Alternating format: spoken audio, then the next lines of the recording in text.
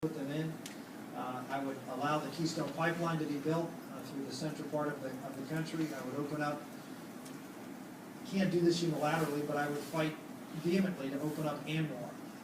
Anybody ever see a picture of ANWR? ANWR is the Alaska National Wildlife Refuge. Anybody ever see a picture of ANWR and what it looks like? What's it look like? Beautiful. What's it look like? Describe it. It's a vast untouched wilderness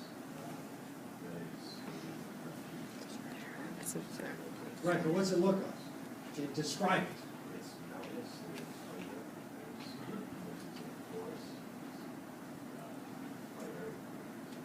quite The Arctic National Wildlife Refuge is on the Arctic coastal plain. Okay, which means plain. You guys know about plains, right? It's a plain, it's flat. Okay, you're right. It's a tundra. It's a tundra. It's flat. It's a tundra, which means it's basically semi-barren. It is frozen over 10 months out of the year. It is not a crucial wildlife habitat for anything of particular significance, including caribou, by the way. Well, it's frozen over 10 months out of the year, folks. I mean, how crucial a habitat can it be if it's frozen over 10 months out of the year, right? Well, I mean, let's be, everybody talks about caribou herds, and the caribou herds cross there. We've put oil rigs and drilling platforms as well as pipelines in, quote, sensitive areas before, and what's happened? Caribou population has increased, not decreased. Caribou population is not threatened in Alaska. As far as the impact on this tundra, people are concerned about roads being built, right? Construction projects going on, correct? Is that a concern? I assume it is for some. Well, if it's frozen 10 months out of the year, how are they going to build drilling rigs? Well, they use ice roads. So they make no permanent changes to the tundra. They build the roads on top of the ice that forms. They bring in all their materials, they drill, they create their footprint, and they take all the equipment out before the thaw. So from an environmental perspective, why?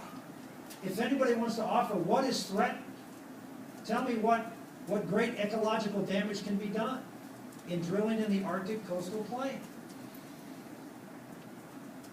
Well, what's going to happen in 100 years when all the oil goes out? We need a drilling plant. I agree, 100 years. What's going to happen to all of our kids?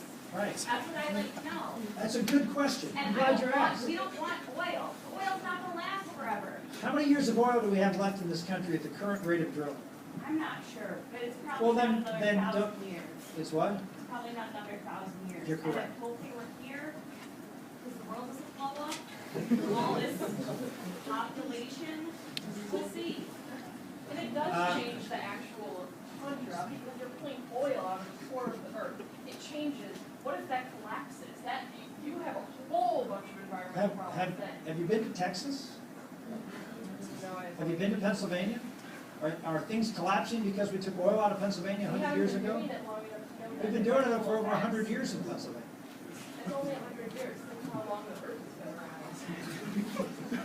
Well, okay. I mean, I'm glad you're concerned about these long-term potential effects, but there doesn't seem to be any geological concern. I haven't. This is a new one on me, but there's a geological concern about taking oil out of the earth. As far as the earth collapsing, I think I'd like to see some good research on that as to how that could happen maybe 1,000 years from now. The answer is there's 260 years left of oil at the current rate of extraction. Oil is not something that is a commodity that we are going to be out of. In 100 years, I suspect as technology continues to develop, which it will, then we'll have alternatives. The question is, should we be forcing alternatives that will destroy the economy of the country for when we have a plentiful available supply of something that will actually improve the quality of life in America?